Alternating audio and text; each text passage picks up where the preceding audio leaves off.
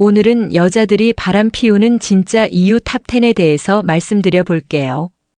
구독과 좋아요, 알림 설정까지 해주실 거죠? 그럼 말로 시작할게요. 사람들은 왜 바람을 피울까요? 여자가 바람을 피우는 이유는 남자들과 다를까요? 영국 매체 데일리 메일에 따르면 남성은 신체적인 이유 때문에 바람을 핀다면 여성은 감정적인 이유 때문이라고 합니다. 즉, 여자들은 단지 상대가 너무 매력적이어서 바람을 피우는 건 아니라는 거죠. 미국 메릴랜드대가 불륜을 인정한 성인 562명께 설문조사를 해서 불륜의 요인을 파악했는데 연구를 이끈 셀터 조 교수는 불륜은 망가진 관계의 원인이 아니라 증상이라는 말을 흔히 듣는다며 불륜은 단순하지 않으며 복합적인 요인에 의해서 발생한다고 밝혔습니다. 그럼 불륜의 공통적인 요인은 무엇일까요? 2024년 7월 30일 미국 심리학 전문지에 여자가 바람을 피우는 가지 이유라는 제목의 기사가 실렸는데요. 그 내용을 자세히 소개해 드릴게요. 여자들이 바람을 피우는 진짜 이유 탑 11위 관계 불만족 64.66 있어요. 호주 멜버른 대학교 연구팀은 불륜 경험이 있는 116명의 다국적 여성들을 대상으로 설문을 진행했습니다. 그 결과 가장 큰 이유로 거론되는 것은 현재 부부 사이에서의 불만이었고 정신적인 불만으로 지속적인 갈등으로 인한 것이었죠. 흥미로운 것은 현재 부부 사이에서의 불만을 이후로 꼽은 비중이 남성에 비해 2배가량 되었다는 사실입니다. 2위 상대의 무관심 22.4% 있어요. 그 다음으로 지목된 것은 상대의 무관심으로 유사했습니다. 상대방이 부부 사이에 전력을 다하지 않거나 우선 순위로 두고 있다고 여기지 않을 때 여성들은 불륜 유혹을 느꼈습니다. 즉, 배우자에게 충분한 관심 또는 존을 받지 못하고 있다고 느낄 때 바람을 피우기도 하는 거죠. 3위 바람 핀 상대에 대한 복수 15.5% 있어요. 사람들은 배우자가 바람 핀 사실을 알게 될 때 큰 분노를 느끼는데요. 불륜을 저지른 파트너들은 자신들이 배신을 당했다고 느꼈고 복수를 노렸다고 말했습니다. 바람을 피운 남자친구나 배우자에 대한 배신감 때문에 맞바람을 피우는 경우가 여기에 해당되죠. 내가 당하고 아파한 만큼 너도 당해보라는 식으로 말이에요. 특히 여자들은 마음의 상처를 다른 사람을 통해 치유받고자 하는 성향이 강하기 때문에 남자가 바람을 폈을 때 여자가 맞바람을 필 확률은 높아지게 됩니다. 위 삶의 지루에서 12.93% 있습니다. 연애나 결혼 초기에는 서로 설레고 열정적으로 사랑하지만 시간이 흐르면서 마음이 점차 무뎌지기 시작하죠. 그 사랑과 뭘 해도 재미가 없고 시들해진 겁니다. 우리는 흔히 이 시기를 권태기라고 부르는데요. 행복하고 오래가는 연애나 결혼 생활을 방해하는 요소는 여러 가지가 있지만 그 중에서도 권태기는 가장 무서운 적이죠. 그러다 보니 자연스럽게 새로운 남자에게 관심이 가고 호감이 생겨서 새로운 자극을 받게 됩니다. 이처럼 권태로운 삶에 새로운 활력소를 얻기 위해서 바람을 피우는 경우가 있어요. 5위 성적 불만족 8점. 62% 어떤 사람은 연인이나 부부간의 성관계에 대한 불만으로 인해 바람을 피웁니다. 남성도 마찬가지지만 여자분들 중에서도 성욕이 강한 분들이 있어요. 성욕이 강한 사람일수록 연이나 배우자가 자신의 욕구를 채우지 못할 경우 다른 곳에서 성적인 욕구를 채우려고 합니다. 이런 사람들은 연인과의 감정적인 교류보다는 성적인 교류가 더 중요하기 때문이죠. 이처럼 연인들 사이에 속궁합이 좋지 않으면 다른 이성에 대한 호기심을 불러일으켜 결국 바람을 피우거나 헤어지게 되는 경우가 많다고 합니다. 즉, 성생활에 대한 불만이 쌓이고 성욕을 해소하지 못하면 바람을 피우게 될 수 있어요. 6위 누군가의 유혹 7.76% 있어요. 미국 빌라노바 대학 심리학과의 브란든 교수는 남녀 109명을 대상으로 바람을 피우는 남자와 여자가 어떻게 다른지 또 왜 다른지에 대해서 연구했는데 연구 결과 더 끌리는 사람이 나타나서 67% 1위로 나왔습니다. 연인이나 부부관계 문제가 없을지라도 자신의 이상형에 가까운 매력적인 남자가 나타나서 지속적인 호감을 표현하면 머릿속으로는 안 된다고 생각하지만 마음이 흔들릴 수 있어요. 머리와 마음이 따로 노는 거죠. 다가오는 상대방이 매력적일 그 유혹을 뿌리치기가 힘들 수 있어요. 절제력이 부족하고 유혹에 약한 사람들은 감정이 쏠리는 대로 행동합니다. 반면 연인이나 부부 관계는 신뢰를 바탕으로 하기 때문에 소중한 이 관계를 지키기 위해 자신의 마음을 잘 절제하는 사람들도 많이 있습니다. 이런 사람들이 결혼하기 좋은 상태겠죠.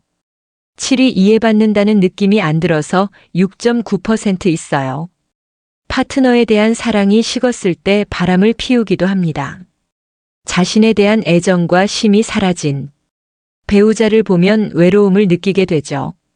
이런 심리적 공감을 채우기 위해 바람을 피우는 거예요.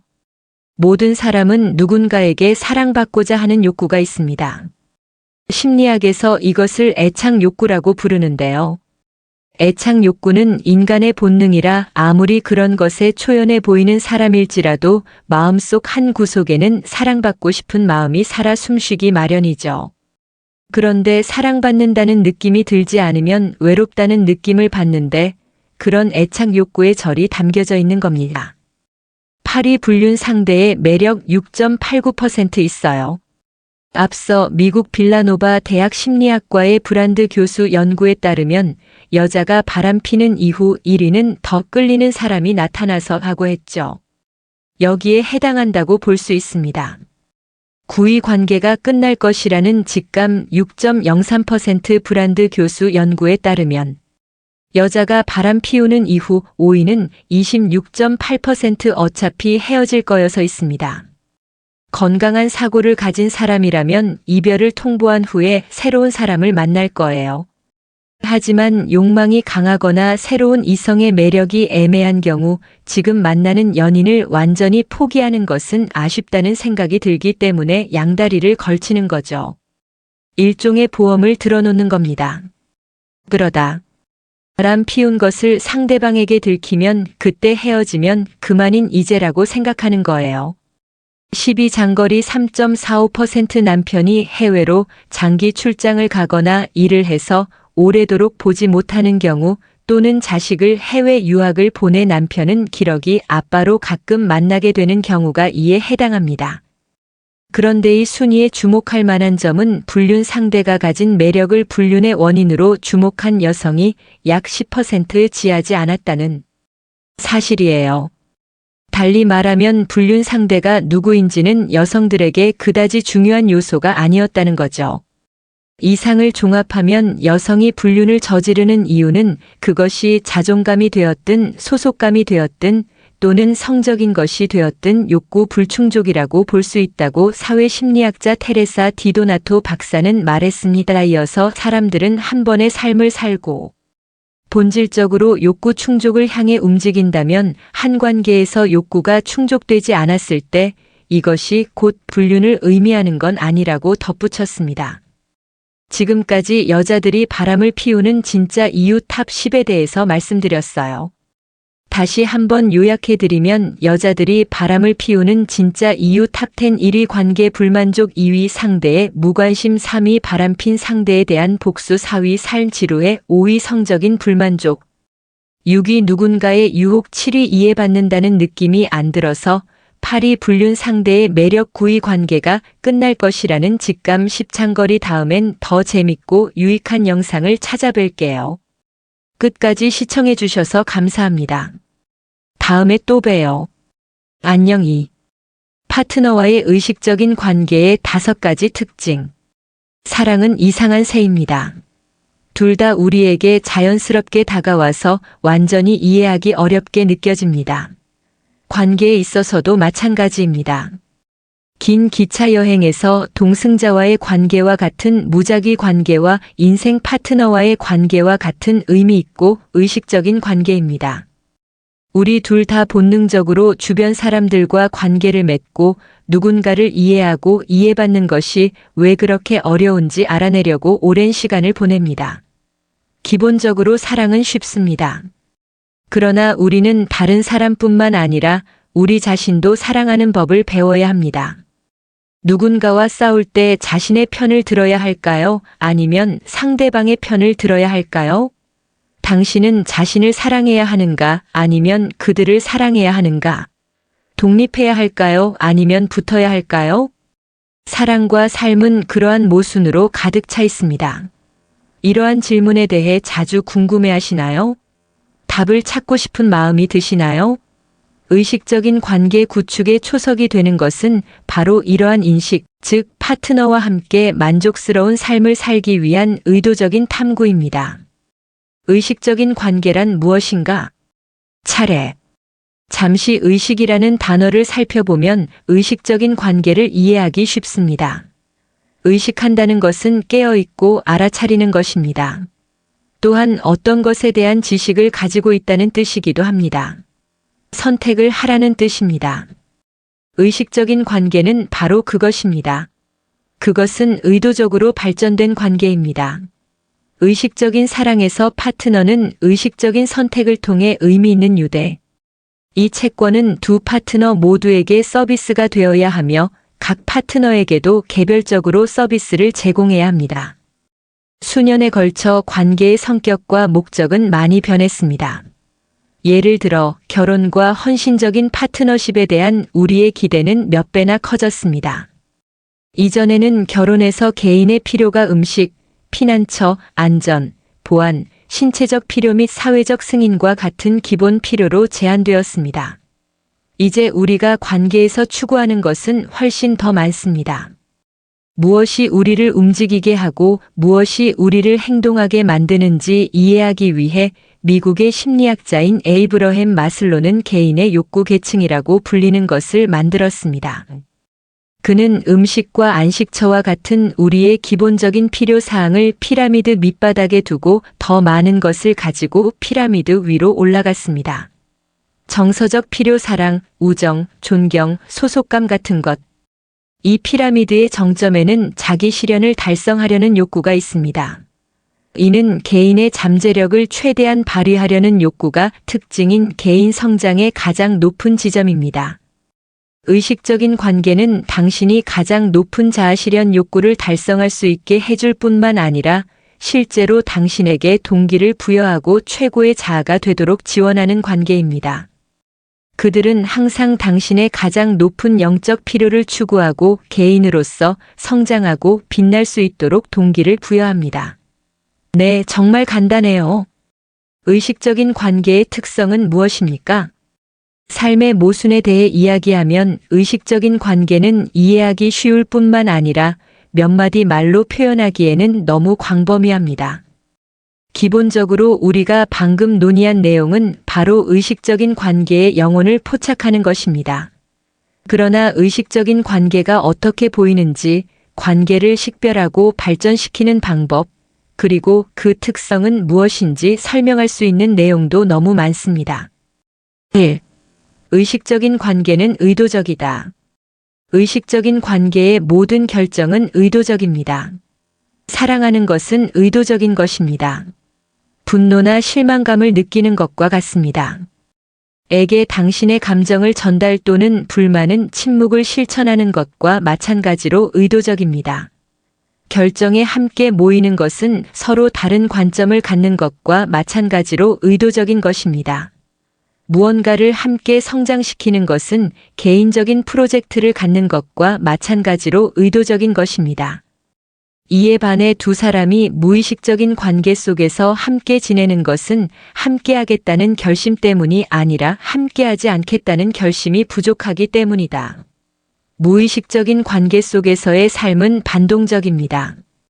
문제는 일반적으로 카펫 아래로 밀려납니다. 인생은 그냥 사는 것입니다. 관계의 목적을 이해하기 위해 고의적으로 생각하거나 노력하지 않습니다. 샘과 엘리사를 보세요. 그들은 결혼한 지 14년이 되었습니다. 그들은 깨어나 자신들의 삶의 리듬에 들어갑니다. 함께 또는 별도로. 둘 중 누구도 상대방을 속이는 것이 아닙니다. 둘 다 두 자녀를 사랑합니다. 그리고 그들은 진심으로 서로 사랑한다고 믿습니다. 그러나 그들은 대부분 서로의 생존을 위한 매일의 투쟁을 인식하지 못합니다. 샘은 엘리사에게 그 일에 대해 말하지 않았습니다. 중년의 위기 그는 요즘 느낀다. 그는 자신이 매력적이지 않다고 느끼기 시작했다고 그녀에게 말하지 않았습니다. 엘리사는 그에게 자신도 같은 감정을 느낀다고 말할 기회가 없었습니다. 그녀도 직장에서 정체감을 느낀다고 한다. 그리고 때때로 그녀는 자신만의 방과 그 안에 책상을 갖고 싶어 합니다. 그것은 바로 그녀만의 것입니다.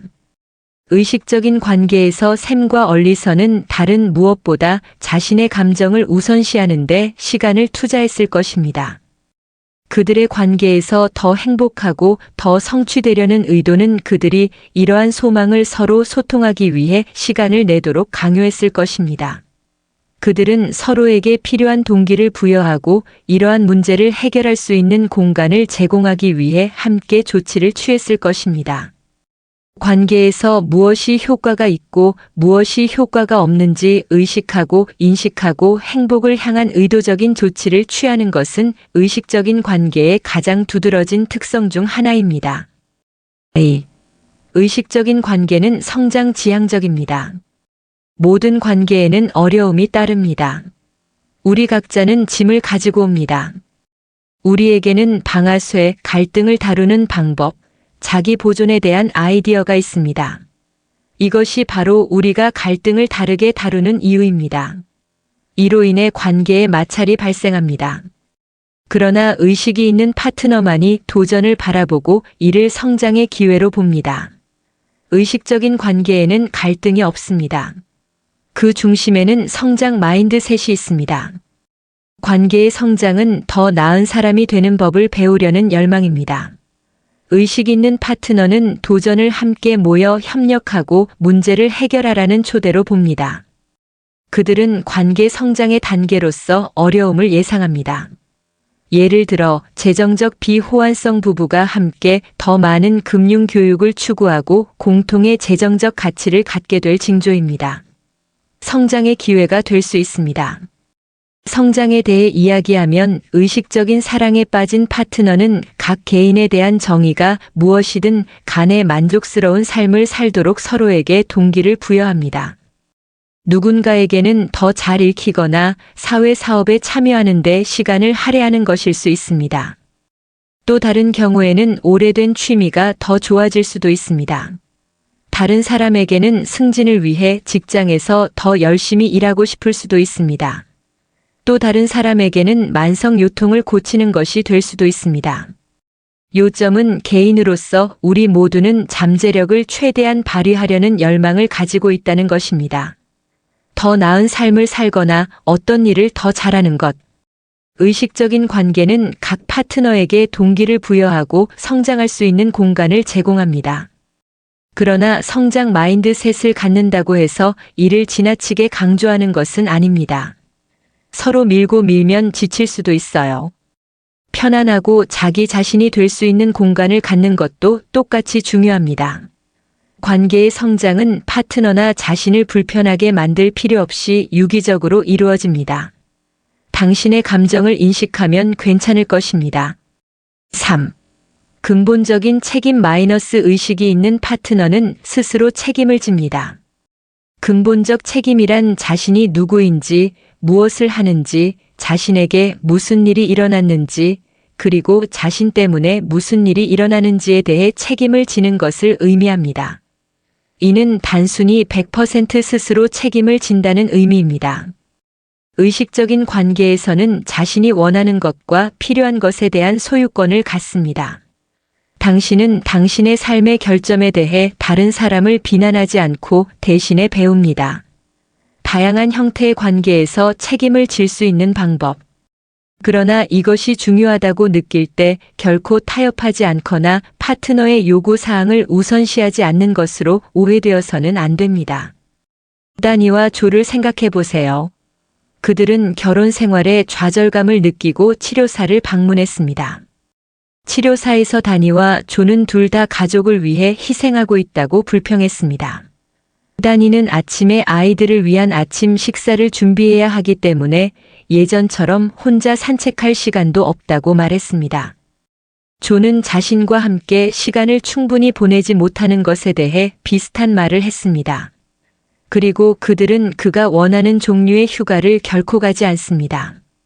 또는 가족과 떨어져 있어야 했기 때문에 승진을 포기해야 했던 경우도 있었습니다.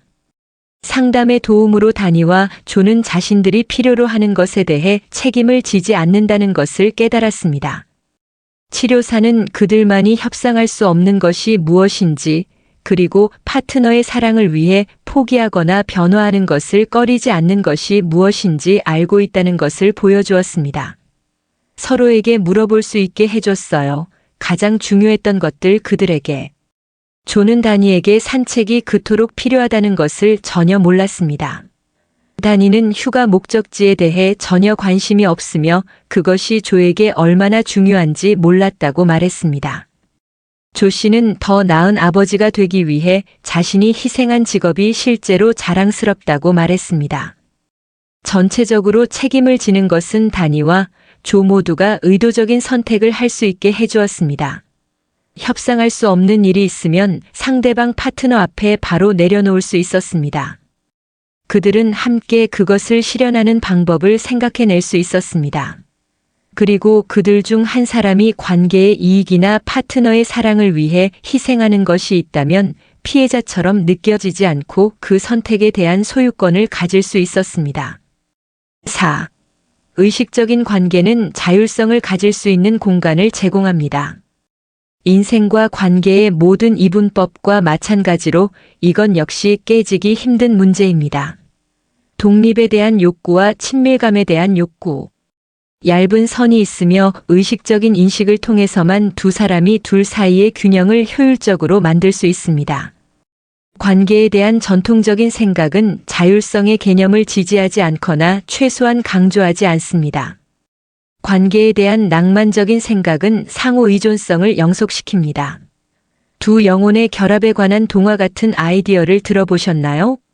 우리는 두 사람의 공통점을 강조하면서 동일함을 미화하는 경향이 있습니다.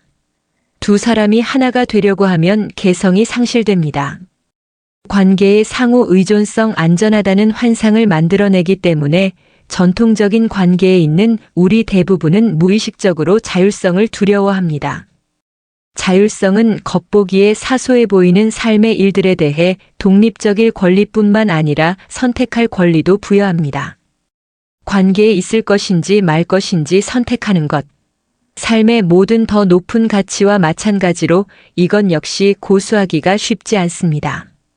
그러나 자신의 진정한 잠재력을 달성하고 삶을 의미 있게 만드는 더 높은 목표를 추구하는 사람들에게는 이와 같은 더 높은 가치가 매우 중요합니다. 자율성을 공생을 과소평가하는 수단으로 보아서는 안 된다는 점에 유의하는 것이 중요합니다. 사실 의식적인 관계는 공생도 매우 중요하게 생각합니다. 자율성이 반대되는 것은 병합이라는 개념과 그에 따른 개인의 정체성 상실입니다.